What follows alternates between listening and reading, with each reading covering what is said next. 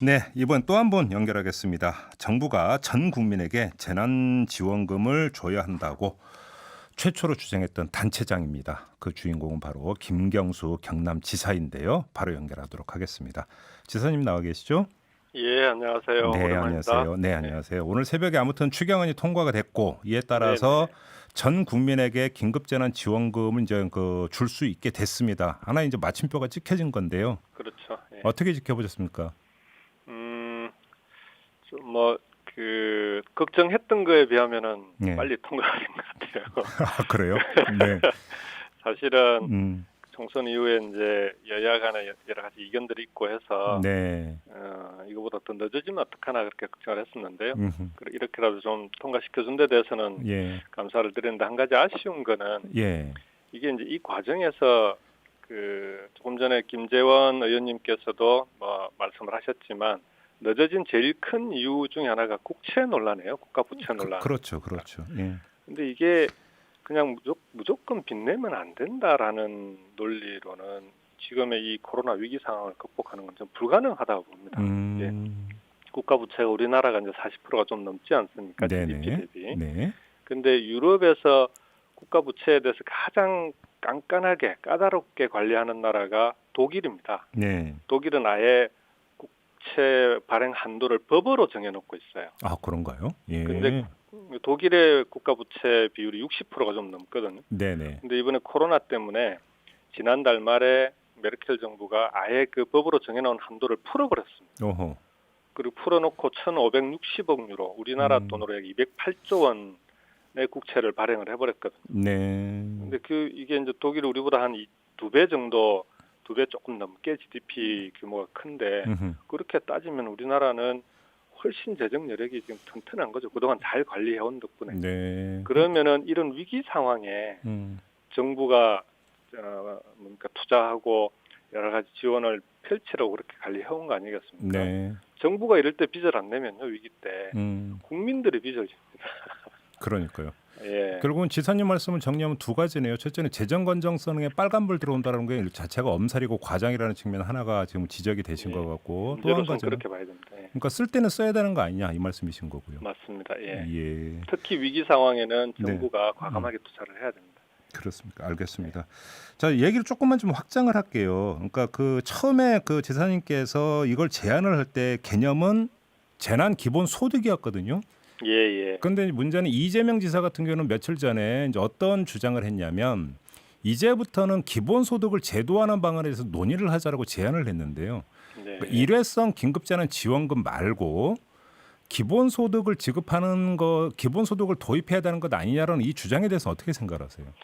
저는 지금은 기본소득 논의로 넘어가는 건 좀 빠르다고 생각합니다. 네. 기본소득은 원래 이제 4차 산업혁명 과정에서 고용이 줄고 네. 일자리가 줄어들면서 사람들의 소득이 줄고 그렇게 되면은 전체적으로 이제 경제 규모가 줄게 돼 있기 때문에 예. 이제 그 과정에서 기본적인 소득을 보장해주자 이런 논의에서 그렇죠. 출발을 했는데요. 그렇죠. 우리나라는 여전히 생산성이 낮은 나라예요. 그래요? 그 4차 산업혁명, 그러니까 OECD 선진국에 비해서. 그래서 지금은 생산성을 올리는 데 집중하는 게 급선무고요. 두 네. 번째로 제가 이제 처음에 소득 주장을 했던 이유는 그것보다는 왜 우리나라는 스위스나 독일처럼 저렇게 빨리 지급을 못할까? 네. 그거 하나 하고요. 두 번째로 그걸 이제 따져 보니까 복지 파트도 그렇고 국세청의 과세 파트도 그렇고 네. 우리나라는 전 국민에 대해서 지급하거나 과세한 적이 한 번도 없어요. 그러니까 스위스나 독일 같은 경우는 그 데이터를 다 갖고 있는데 예. 그러니까 보편복지가 일상화돼 있고 그러다 네. 보니까 보편복지라고 하는 건 전 국민에 대해서 어쨌든 복지 혜택을 어떤 형태로든 정도의 차이는 있지만 주고 있다는 거거든요. 네. 그러면 이제 소득에 대해서도 다 파악이 돼 있고 그러니까 선별을 하더라도 빨리빨리 지급이 가능한데 예. 우리나라는 예. 복지는 복지부가 갖고 있는 행복이험 시스템 안에 들어가 있는 복지 혜택을 받은 사람은 50%가 채 안 됩니다. 네.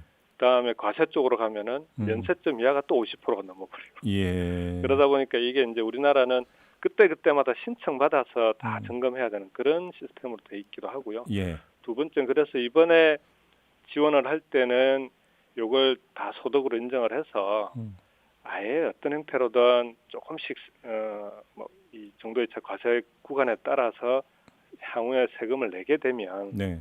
그러면은 보편복지, 보편과세 국가로 우리나라 국가 시스템을 이번 기회에 전환할 수 있는 거 아니냐. 그렇게 되면 예. 앞으로 이런 복지 전달 체계나 예. 선별하더라도 얼마든지 이제는 그때는 사각지대 없이 예. 지원 가능한 그런 좀 국가 시스템을 바꾸자. 네.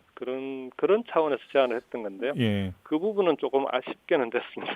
근데 지금 그 앞으로도 처음에 해 나가야죠. 지사님 지금 그 말씀하셨으니까 처음에 이제 그 재난 기본소득을 지급하자고 제안을 했을 때는 어떻게 되니까 어떤 구상이었냐면 예. 일단 전 국민에게 지급을 하고 고소득자는 나중에 세금으로 환수를 하는 방안이었단 말이에요. 맞습니다. 예, 예. 근데 그러니까 정부가 이번에 잡은 방안은 근데 세금으로 환수하는 게 아니라 아니 이제 기부라고 하는 방식으로 하니까 약간 다른 건데 예, 만약에- 그 방식도 중간에 제가 제안을 했습니다. 네. 근데 만약에 지사님이 처음에 제안했던 일단 전 국민에게 지급을 하고 세금으로 환수하는 방안이라고 하는 모델이 정착이 된다면 예, 이후 복지 정책에 그러니까 이 그 기초가 완전히 그러니까 다시 디자인되는 거 아닌가요?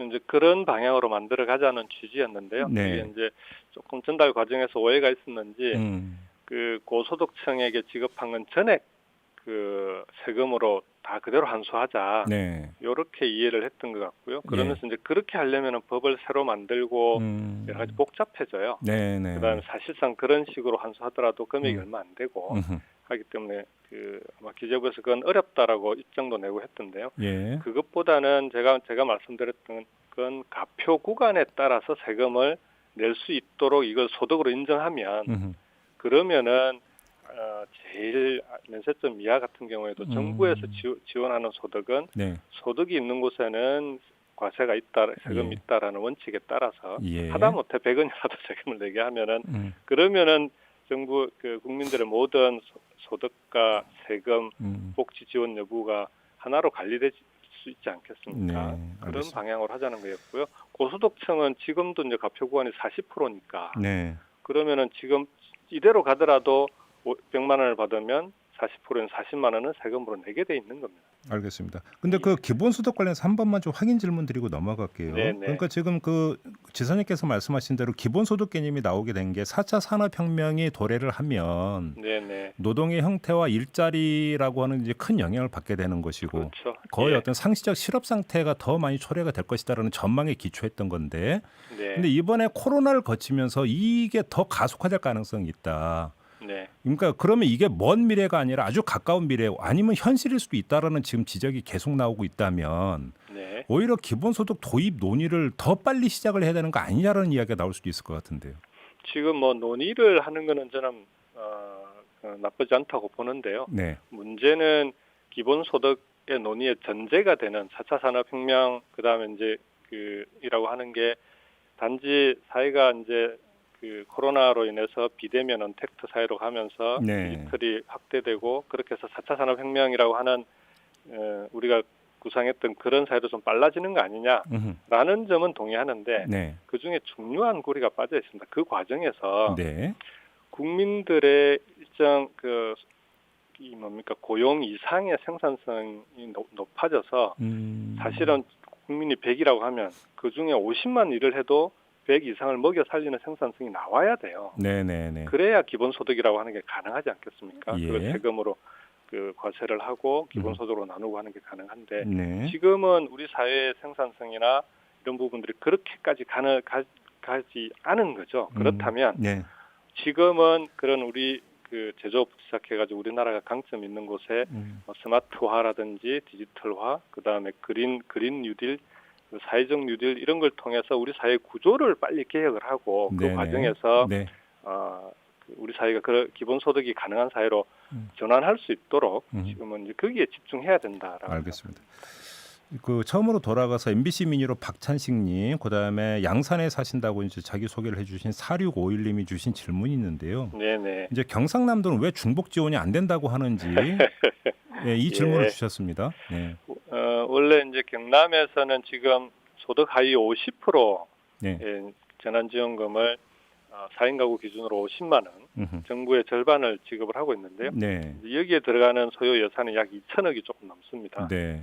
이제 그동안 이제 뭐 재난관리기금부터 해서 예비비 일부까지 다 각 시군에 이제 매칭 예산이 필요하니까 그래서 지급을 하고 있는데 지금 한 33% 정도 지급이 됐는데 원래는 정부가 그 국회에 제출할 때 20% 지방비 매칭을 하겠다고 하지 않았습니까? 예, 그랬죠. 예. 이제 거기에 대해서 정부의 이 지방 정부는 좀 사각지대를 찾아서 빨리 지원할 수 있는 역할을 할 수 있게 해주고 그다음에 중앙 정부는 보편적으로 지원하고 이렇게 역할 분담해야 되고 네. 그러려면 예. 지방 정부의 예산 여력을 좀 남겨놔야 된다. 네네. 그래서 이제 100% 국비 지원 요청을 했었는데요. 어쨌든 일부 받아들여지고 일부는 이제 안 받아들여진 거죠. 그렇죠. 그래서 이제 사실은 한 1,500억 정도의 부담이 생기는데 네. 매칭 부담이 지금 이렇게 결정된 이상에는 가능하면은 중복 지급하는 방향으로 저희들도 지금 검토를 하고 있습니다. 아, 이게 왜 검토하고 그렇지 않으면은 너무 복잡해져요. 예. 그러니까 정부 지급 방식과 네. 경남에서 지급하는 방식이 기준이 조금씩 달라가지고 음흠. 그걸 차감하는 방식으로 해버리게 되면은 일선 시군의 공무원들이 지금도 힘든데 너무 힘들어져서 계산기 두드리다가 시간 다 걸 것 같은데. 맞습니다. 예. 그래서 속도가 지금 중요하기 때문에 가능한 한 예. 예산을 최대한 확보해서 예. 중복 지급 가능한 방향으로 검토 중이다. 이렇게 네. 말씀드리겠습니다. 그러면 이제 그러니까 재원을 조달할 수 있다 이렇게 이제 봐도 되는 예, 거고요. 만들어내야지 어떡하겠습니까? 지금 뭐 문자 주신 분들이 아마 이제 경남 도민인 것 같은데 걱정 안 맞습니다. 해도 된다고 이렇게 이제 그 결론 그 전해드려도 되는 거죠? 네, 네. 알겠습니다. 자, 오늘 말씀 여기까지 듣도록 하겠습니다. 고맙습니다, 지사님. 예, 고맙습니다. 네, 지금까지 김경수 경남지사였습니다. 이슈의 핵심을 꿰뚫는 예리한 시선, 믿고 듣는 진품 시사 김종배 시선 집중.